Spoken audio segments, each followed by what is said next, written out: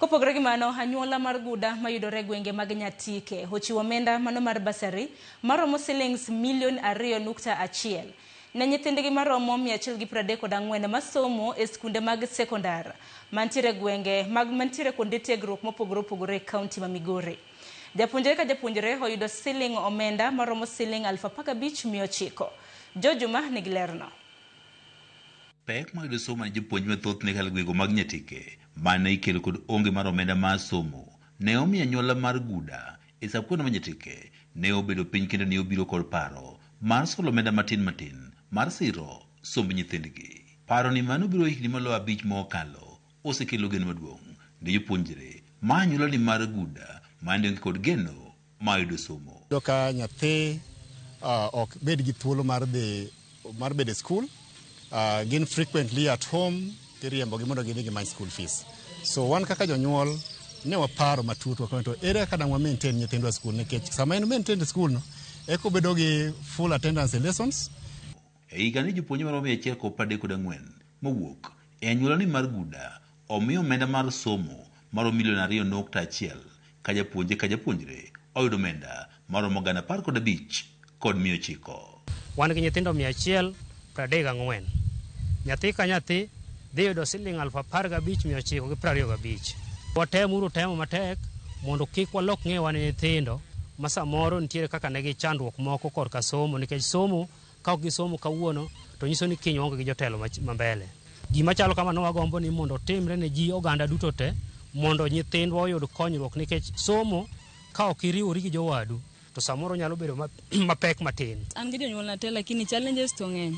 Samoro nyadhi school to ichope school kichopo kigocho ne janyuol maybe otemo manyo fees to fees onge madhi chuni ni podi yiyo dala matin lakini nikech koro Guda nitie gikonya dhi mbele maonge challenges mamoko. Nyaka sani onge japuonje moro amora mawuok e anyuola ni mar Guda moseweyo sikul nikech onge omenda mar somo mabende koro biro kod jol magiyudo ka ok anyuola ni mar Guda. Ka okalo kuom omenda ma jokanyo mag anyuola ni mag Guda solo kod rambe mabende gigoyo osemiyo gibedo kod nyalo mar chulo omenda mar somo ne nyithindgi duto mantie skundego mag sekondar kod kuondego mag tiegruok. An gi nyithindo 3 modhi chulo negi pesa. An atimo business.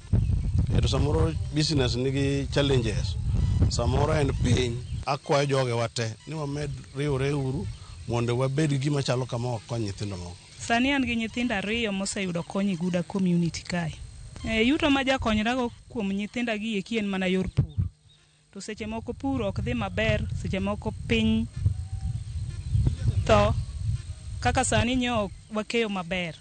Jakom anyuola ni mar Guda Dennis Akach waniga magayo kopare kod 5 nigi chiwo basari maromo milion 3 ne nyithindgi maromo 300. Wasebedo kwa goyo arambe higni motelogo.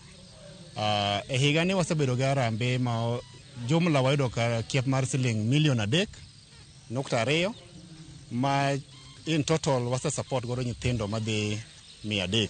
Jokanyo mag anyuola ni mar Guda wacho ni omenda mar basari ma ichiwo kod piny owacho tin kendo ok nyal jolo som jopuonjrego duto gino mabedo ni miyo gin giwegi ne gibiro kod chenro ni mar jolo nyithindgi. Nitiere kaka samoro wanyalo yudo basari to basari ma sirikal kelo samoro ok wanyalo yudo gi te kaka community.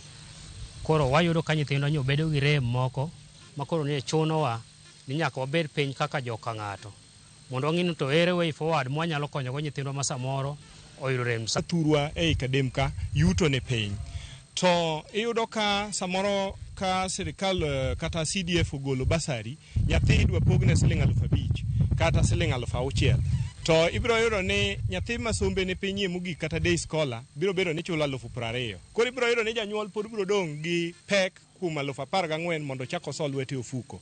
Mane miyo waneno ka nyithindo moko pod ok nyal dhi maber. Omiyo ne wabedo piny mondo waneni bedo ni sirikal supportwa to wan bende wane sirikal. Wan bende wanyalo chako support sirikal e yo machielo. George Juma, Ramogi TV, Migori.